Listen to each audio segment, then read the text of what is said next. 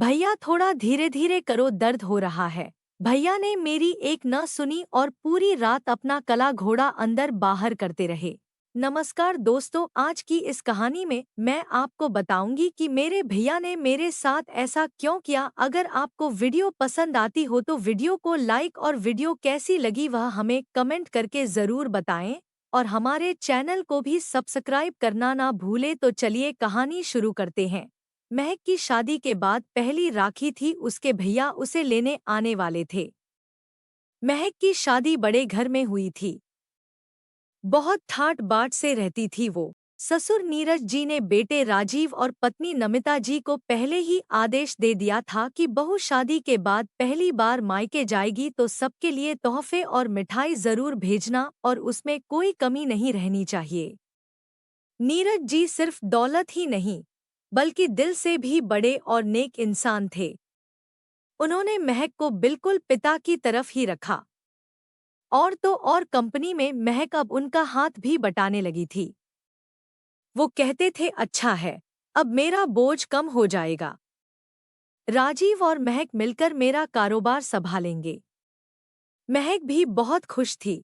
उसे लगता ही नहीं था कि उसकी शादी को सिर्फ 5 महीने ही हुए हैं।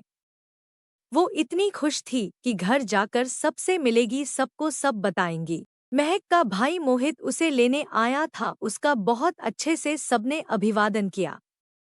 महक के साथ इतना सामान था कि मोहित की गाड़ी में नहीं आ रहा था, तो राजीव ने सारा सामान दूसरी गाड़ी में भिजवा दिया।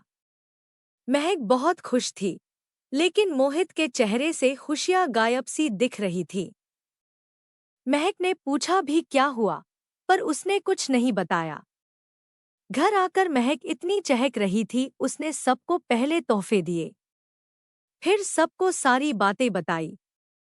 सब खुश थे, लेकिन ना जाने क्यों मोहित मुंह लटका के बैठा था। अब तो महक ने बोल ही दिया, बताओ ना मोहित भैया, क्या बात है? आप तब से ऐसे क्यों बैठे हो? मेरा आना आपको अच्छा नहीं लगा क्या? मोहित बोल पड़ा, तेरा आना तो अच्छा लगा, पर इस तरफ तेरे ससुर जी को इतना दिखावा करने की क्या जरूरत थी? इतना सब कुछ देकर अपनी अमीरी का दिखावा करना जरूरी था क्या? महक अवाक उसे देखने लगी। भैया ऐसा कुछ भी नहीं है, वो तो मैं पहली बार यहाँ आई हूँ इसलिए। और वो ये कहते हैं कि शादी में आप सबने बहुत किया, अब उनका भी तो कुछ बनता है। आखिर अब दोनों परिवार एक ही हैं ना? बीच में ही मोहित बोल पड़ा, तो इतना सब देने की क्या जरूरत है हमें दिखाने के लिए? महक बोली, भैया आप गलत समझ रहे हैं, मैं बिल्कुल सही समझ रहा हूँ। इन बड़े लोगों की आदत होती है दिखावा करने की, पहले दे देंगे फिर सुनाएंगे। भैया आप मेरे ससुराल वालों का अपमान कर रहे हैं। मोहित खड़ा हो गया, वाह बेटा, थोड़े ही दिन में तू उनकी हो गई। हम कुछ नहीं लगते ना तेरे? भैया ऐसा कुछ नहीं है, आप तो जिंदगी भर मेरे ही रहोगे। पर अब वो भी मेरा घर है और उनकी इज्जत अब मेरी इज्जत है। अगर आपको ये सब ठीक नहीं लगता तो मैं वापस ले जाऊंगी, पर इस तरह उनका अपमान होते मैं नहीं देख सकती। और महक रोने लगी। महक के पापा अमित जी जो अभी आए थे, उन्होंने महक को गले लगाया और चुप कराया। बोले, बेटा मुझे गर्व है कि तुम मेरी बेटी हो। फिर मोहित से बोले, बेटा दिखावे और प्यार में अंतर समझना सीखो। ये उन लोगों का प्यार है जो वो हमारी बेटी को दे रहे हैं। हमें खुश होना चाहिए कि हमारी बेटी उस घर में भी खुश है। मोहित चुपचाप अंदर चला गया और अमित जी अपनी बेटी को समझाने में लग गए।